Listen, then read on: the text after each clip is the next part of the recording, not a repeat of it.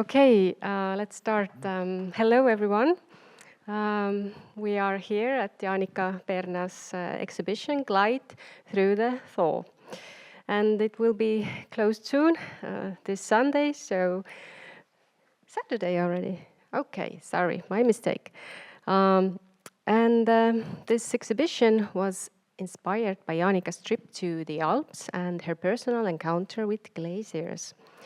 It builds on her previous work, but has grown into a collaborative project thanks to contributions from curator Liisi Kõuhkna and sound artist John Grzinich and the paint study department Sally Studio led by Anneli Köster.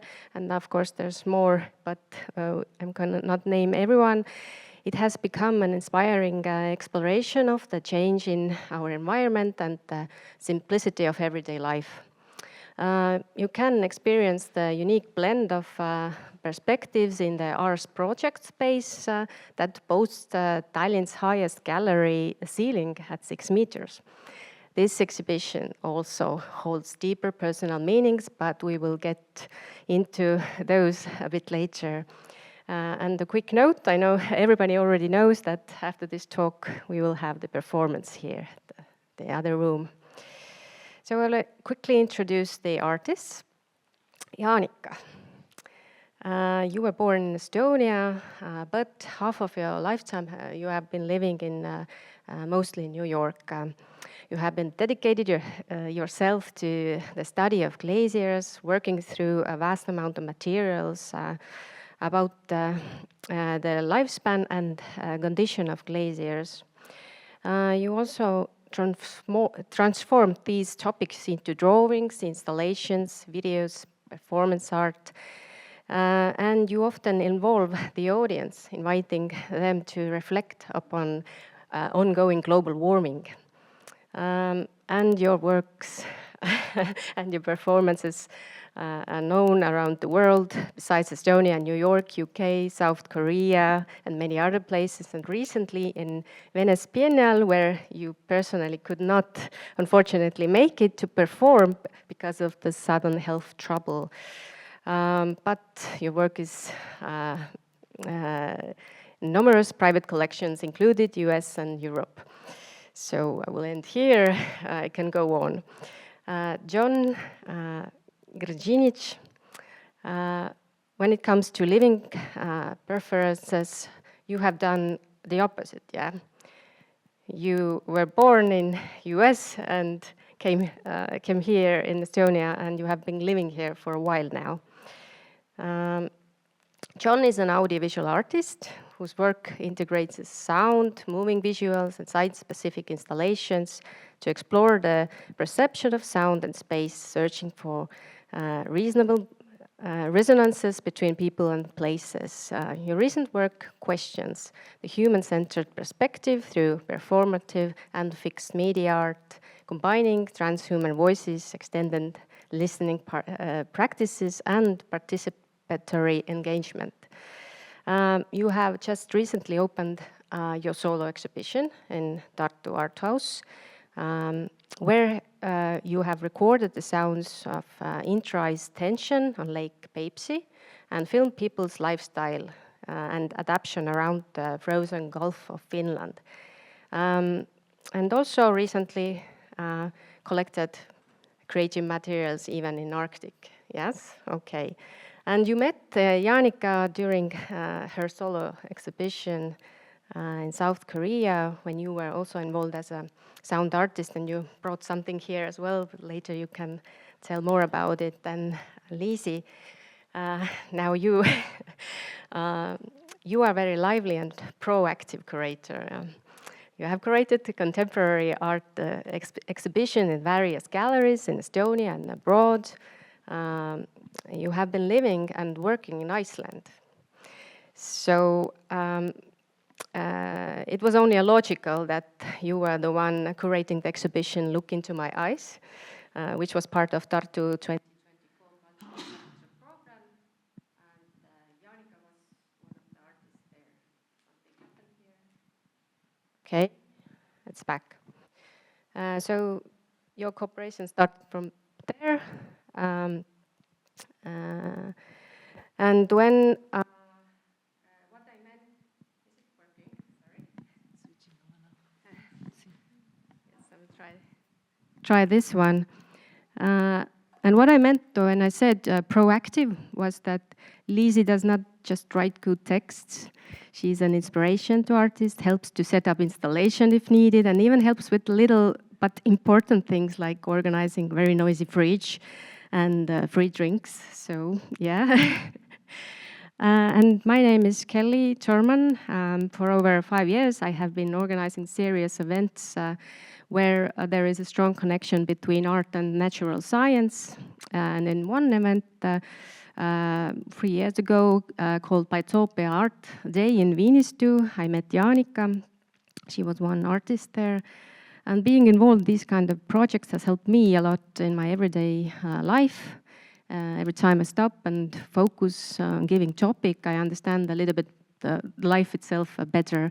So thank you, Jaanika, for inviting me and to moderate and introducing this world to me.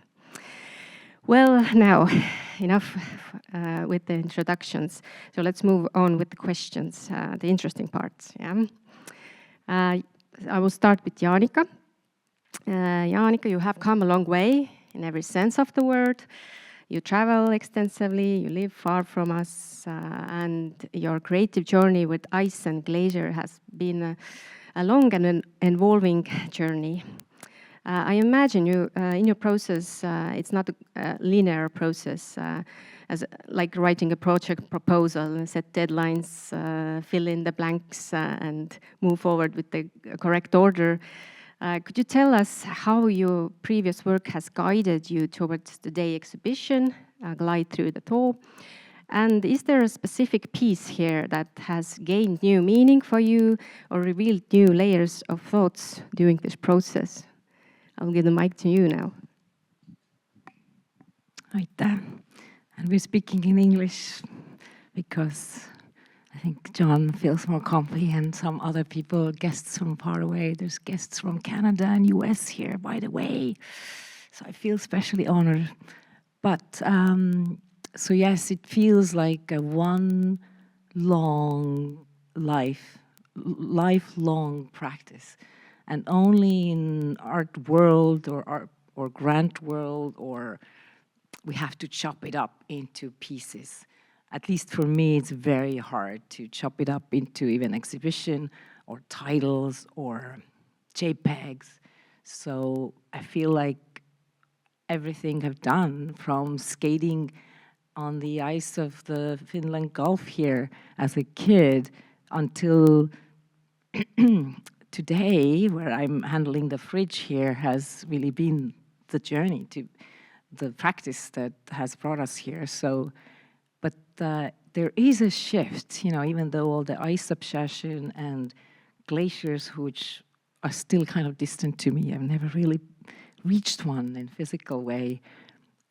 I feel like this is a new kind of exhibition, meaning that it's Liisi who really, in our organizations, when I started preparing the exhibition, somehow allowed me to bring in the mundane in a way that I hadn't really thought first I would want to include in exhibitions, even if I did it sometimes in performances, meaning I would use a tray to serve ice or crystal bowl, but not in exhibitions. And then we had a conversation last summer, a very hot day here in Tallinn, and talking about it. I was telling about my trip to the Alps, and then at some point you said, like, you know, ice, that really reminds me this, you know, countryside house with the buckets and some ice half melted. And so this is sort of what an actual work together looks like. And I hadn't really had that experience. And I had enough time to let it seep in that the buckets actually ended up here. And I now, basically, it's my favorite part of the exhibition, even the sound of the buckets. And today we were rehearsing with John before.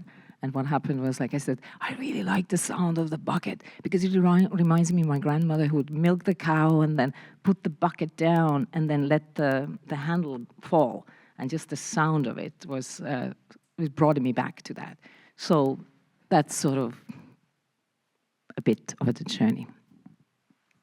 Okay, very nice description. But what about today's exhibition? What would you bring out, the favorite part or specific part or something new that you figure out in the process? But the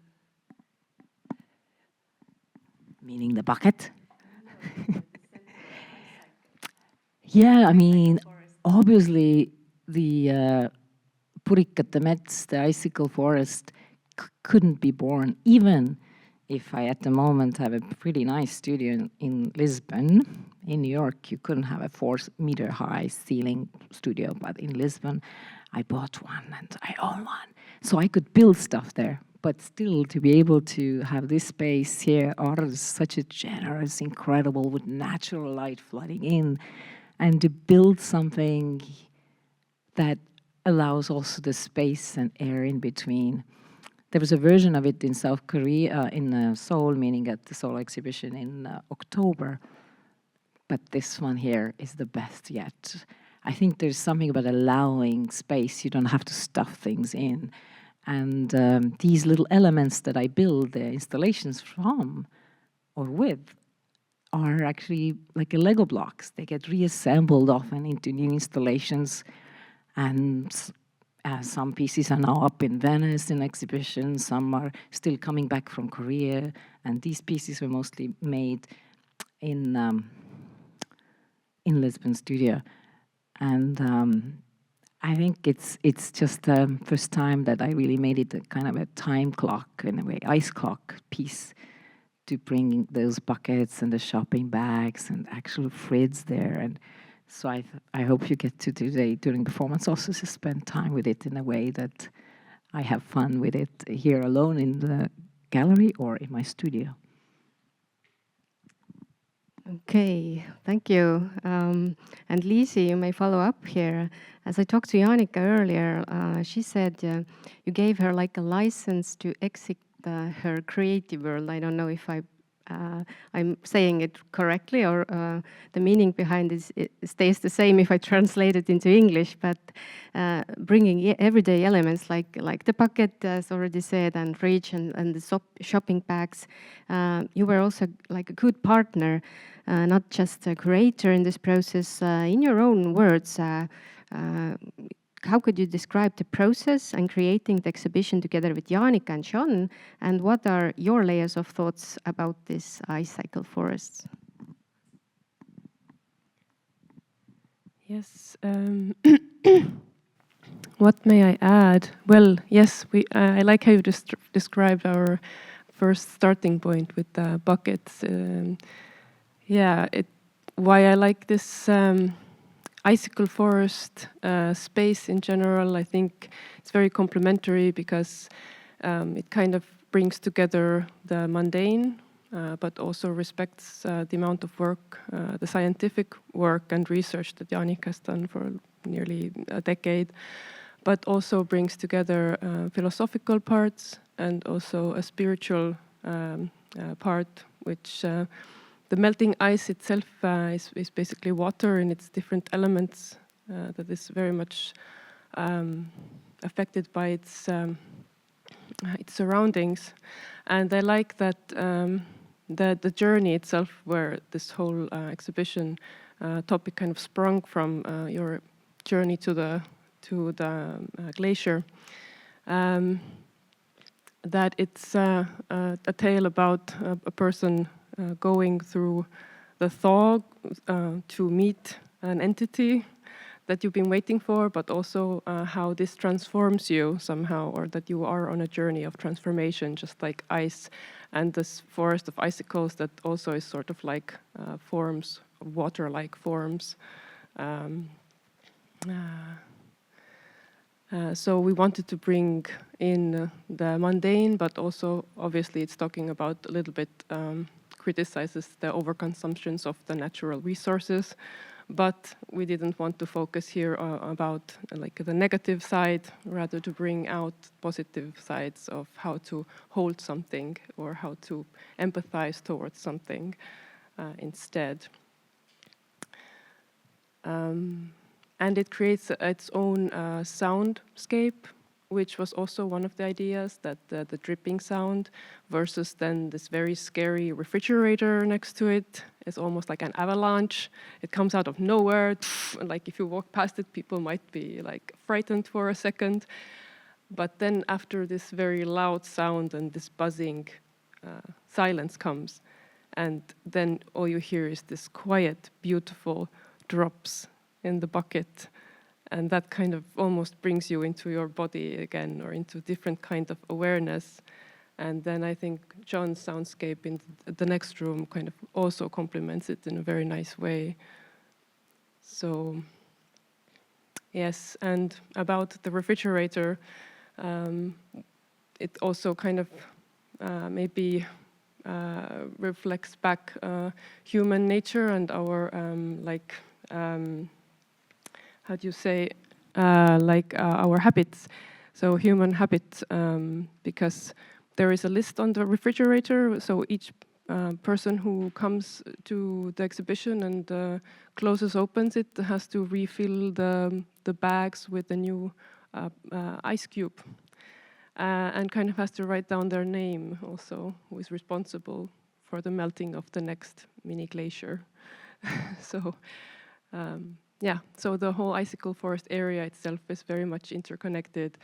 And if you look at the exhibition wholly, there is a lot of elements about the net bags, net rope swing, the net where all the icicle forest is connected under the ceiling.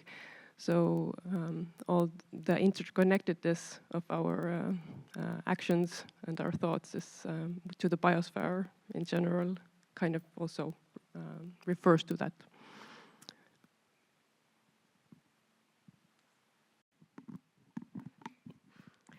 Yes, very nicely put, and the sound aspect. You brought it out, the meaning of it. I wasn't thinking about that firstly when you described, and I was getting a next layer. But now we can move on with sound. And John, for years now, you have been recording the movement of an inner tension of ice. But in Estonia, you don't have to go far, yeah? You just have to wait for the winter to come. Could you tell us about more your sound installation, Snuggle with Ice? What kind of sounds have you wove into it? Where do they originate? Are we snuggling with Lake Peipsi there, or are there other bodies of waters recorded and combined? And how this experience differ from the work you did in South Korea together with Jaanika? Only little mark when I'm passing mic is that I put that name to it. We had to name the space somehow, so I don't know if Snuggle with Ice, but yeah. I've never quite snuggled with ice, but it's a nice thought. Well, the piece here is actually the same piece that was in Korea, and so when Jaanika contacted me last year to propose the idea of collaborating and bringing the sound of ice into the space with the installation, I had just released an album of sounds I recorded in 2024, and the album was called Ice Tectonics, and that was my experience over the years of understanding ice not only as a material phenomenon, what happens every winter with water and it freezes, but also as a kind of geological force. Because I work a lot with geological metaphors, I think thinking about geology in a kind of compositional process, a way of shaping the world, and so I do that with sound. And so in 2024, as the season, the winter season starts to fade and transition into spring, you get the melt, the thaw. And even though we think of ice as a solid material. It's in fact just a very slow liquid, and it's always doing something. But of course, it's slightly more active when it's freezing and when it's thawing. So there was a kind of, even though I've been chasing the ice to try to record it for many years and have bits and snippets here and there was a kind of ideal week where the conditions which affect the ice were really good, because the temperature would rise up to positive during the day and then go into minus at night. And so these fluctuations really stress the ice. And not that I take a pleasure in stressing ice, but in fact it just does what ice does and start to crack and deform and things. And so I was focusing on, I like this idea of coming back to, I think, not thinking about ice as something out there, related to, I guess, climate change, because ice has also become the symbol of climate change. But in fact, glaciers and ice caps, they're out there and we don't experience this. Even going to a glacier, it's not easy.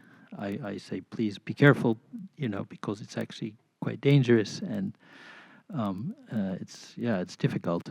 So in general, the idea of ice being something out there is causing a gap between what we think of what is happening all around us versus what we think it's doing somewhere else.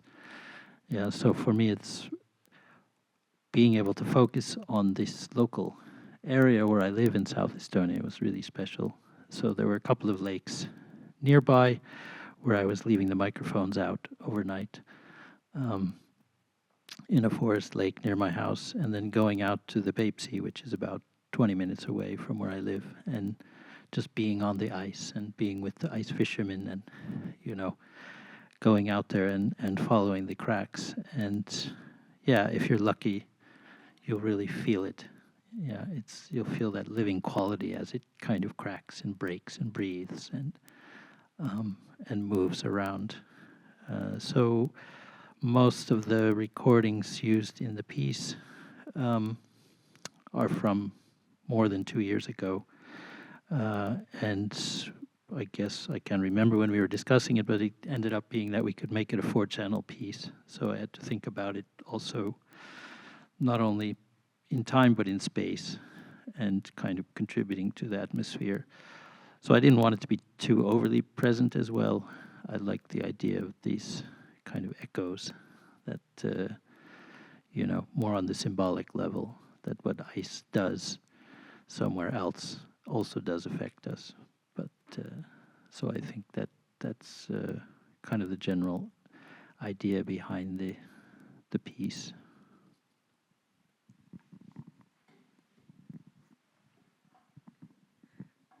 Yes, when I entered this snuggling room, it was first time for me to experience the sound of ice. Never heard this kind of sound in that way before, and I was kind of forced to close my eyes and walk around. I couldn't stand there, so it kind of pushed me to move. So it was really nice, because otherwise I see the ice some far away somewhere, it kind of stands, it doesn't move for me. I'm not thinking like that, so when you talk to ice, maybe it feels a little bit different. And ice talk to me. This exhibition has one more stronger backbone story already mentioned as well, that Jaanika visited the Alps and met glaciers themselves. Jaanika, you said to me earlier you were a bit terrified at first. So tell us more, what happened there? Why you were terrified, and how would you describe this experience? And then maybe Liisi would follow up and with her thoughts, and how this part of the story had a great impact in this exhibition. Yes, that story. There is a little photograph in the exhibition. I don't know if you saw it already. Who has arrived straight from the play? Friends from so far away coming to my home country, first time ever. I'm gonna cry right now. Seriously.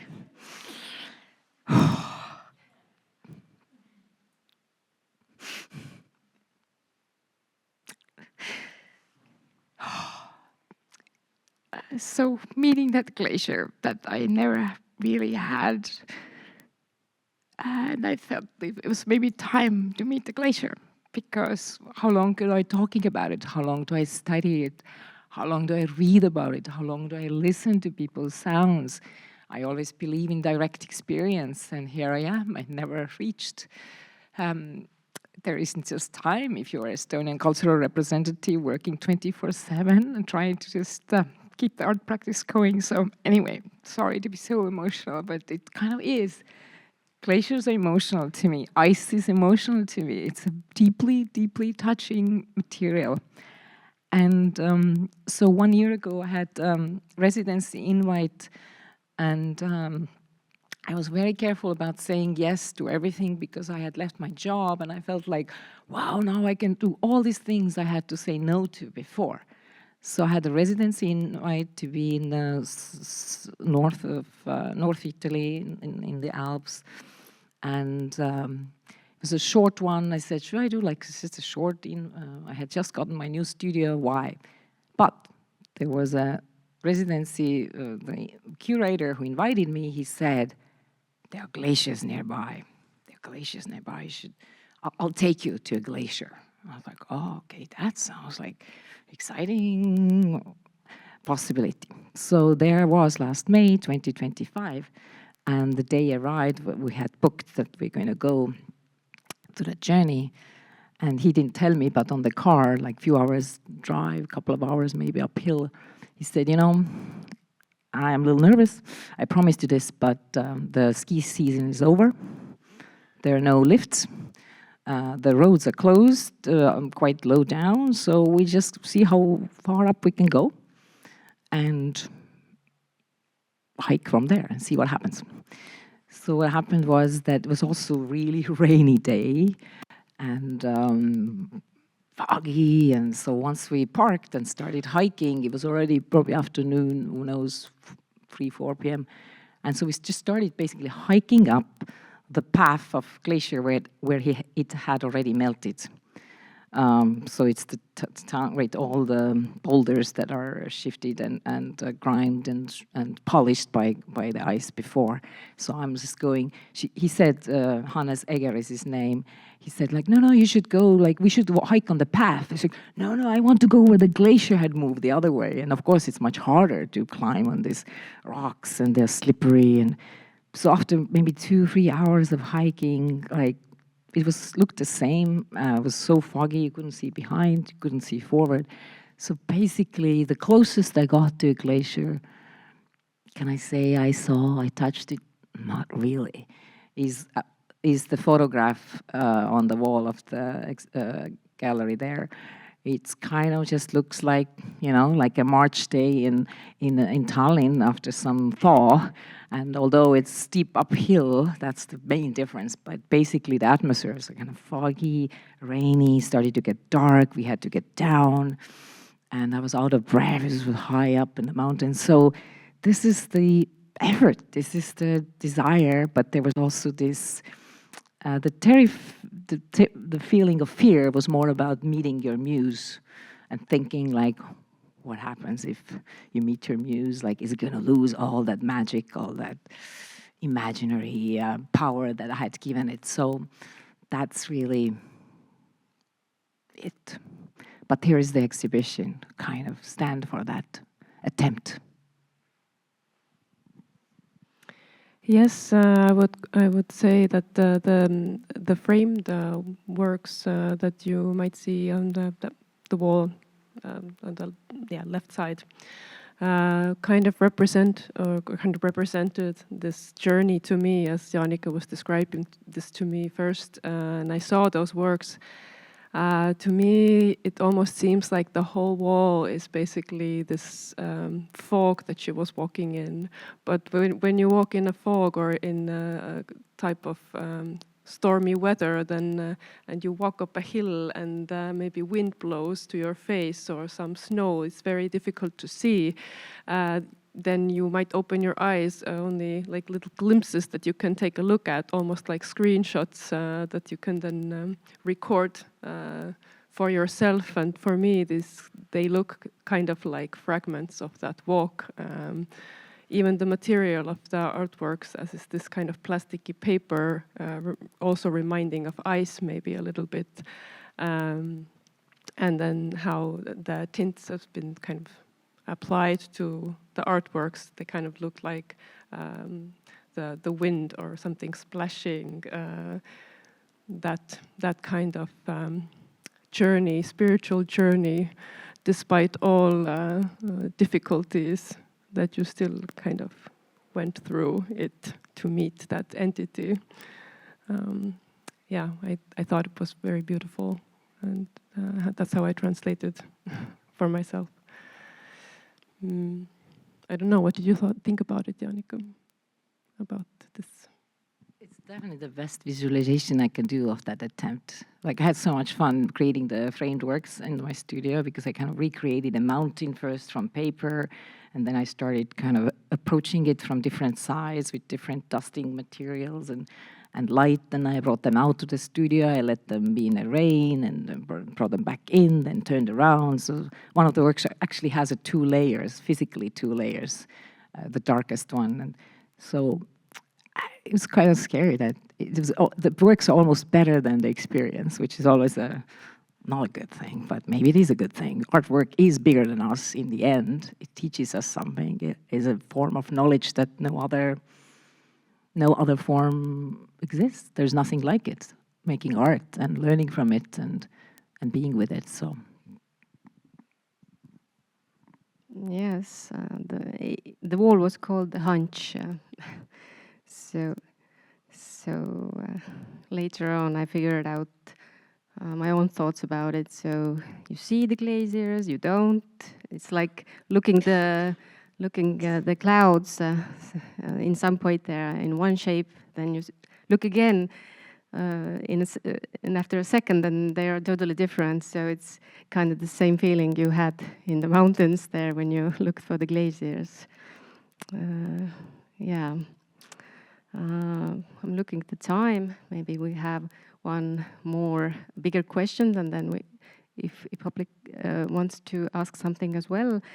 Jaanika, it's not often that the artist engages with their audience so directly like you do. Your art already speaks for itself, but I see this dialogue as a truly generous extra contribution to the whole experience. You are bringing it in, and today as well we see performance after this talk together with John. And I am assuming, and Liisi also a little bit exposed that the meaning behind it, that the whole exhibition is kind of like performance, yeah? People are coming in, they can write who is changing the ice, we can have our feelings and thoughts about the movement and everyday life. And now the ending with the performance is like it should be there. It's the whole, making it as a whole. Yeah.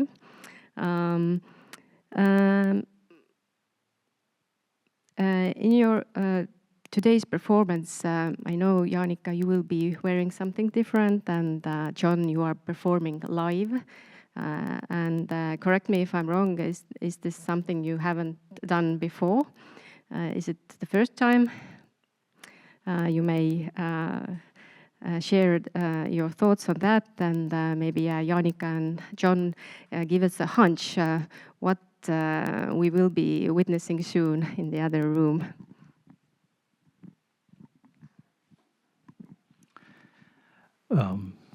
I've been performing live for already many years, so but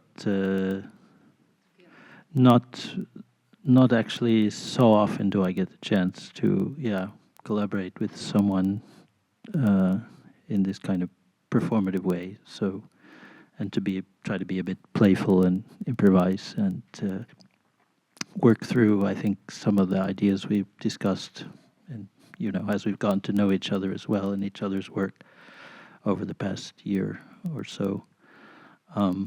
So yeah, and all the sounds I'm using are actually more recent recordings of ice that I did this winter, because we had a good winter this year. I would say it still wasn't good enough for me, but I have high standards, I think. But it was it was a good year, and so I did a lot of recordings, and I spent a lot of time with the ice, and it was important for me. So everything you'll hear is, some of the more recent recordings, either directly or in processed form. So. Yeah, so we never performed live together, so I listened to some of the sounds before when we were rehearsing or trying things out. I mean, you'll really get to go far and beyond and deep in through those soundscapes. And also with the performance, just coming out of a 2-week long staycation in France, having a pneumonia. It's really, I think, the best thing that happened during the time was that when the higher fever is so high, I just somehow had these visions of this performance. So let's see if I can bring it to the physical world. Okay, very exciting. We will see soon. But anyone have a question?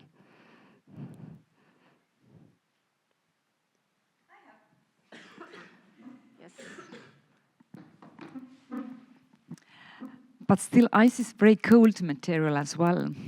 What do you all think about that kindness and empathy and softness of people around the world melting nowadays as well like ice?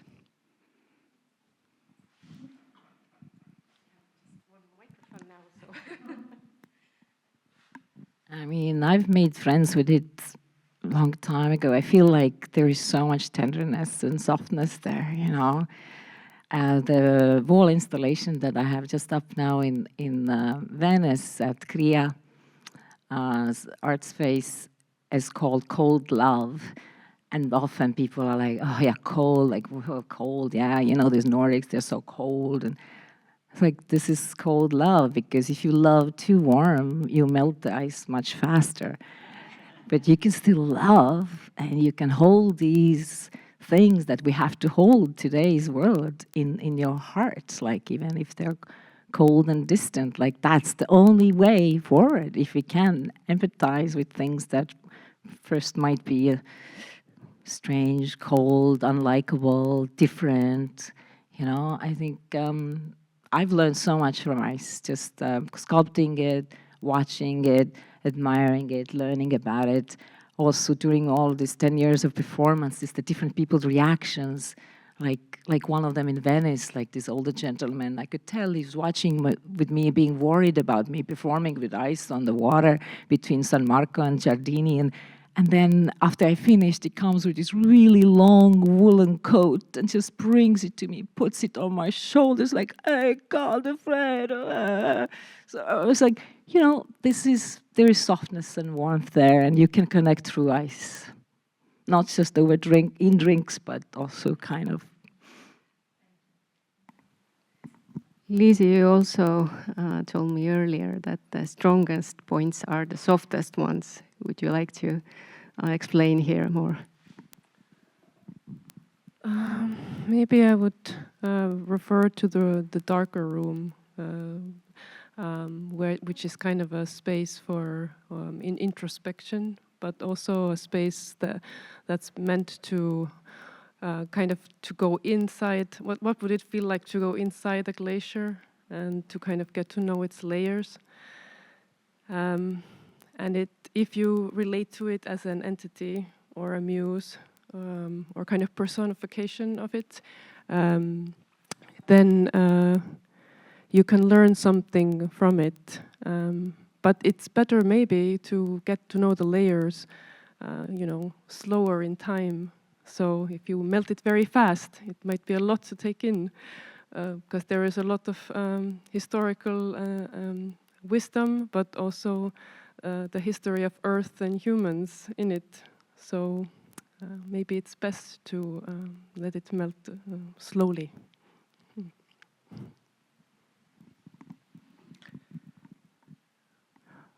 It's been a while since I've thought about the idea of associating like cultural characteristics to like warm and cold, to say like, oh, he's a cold person or he's a warm person. But it's sort of, yeah, I think it's applying too much of this, you know, polarization. But I don't know what else to add.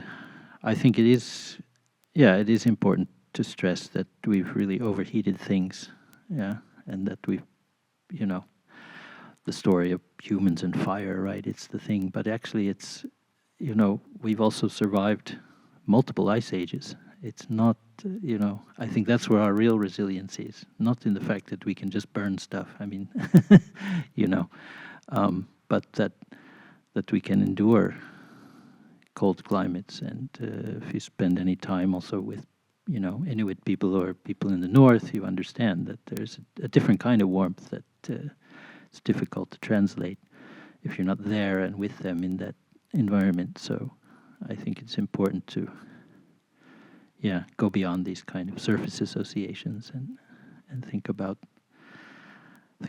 yeah, some kind of inner warmth that keeps you going.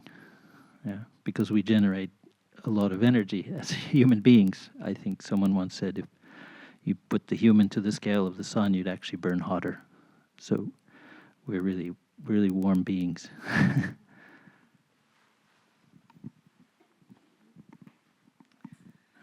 Any other questions?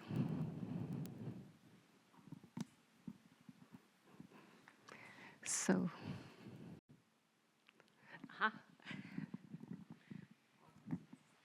Jaanika, you said that you only basically saw from afar the glacier. Is there a next try somewhere in the horizon that you want to go closer to Iceland, perhaps? I mean, there are lots of glaciers there, and you can see from distance and then get closer and then step on it. And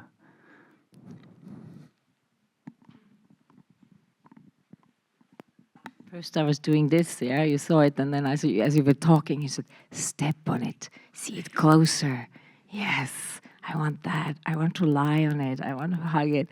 Also, I want to be like healthy enough not to get the next pneumonia. But it's, yeah, I should do it. Maybe I'll get it as a gift for 55th birthday. Like the time and, of course, the resources to do it. Also, there's something, in principle, I hadn't wanted to travel so far for art, because we can do art without traveling all these faraway places, yet they inspire us. So the answer is yes. It's not planned yet, but it's forming right now. What about Liisi and John? Are you planning to go?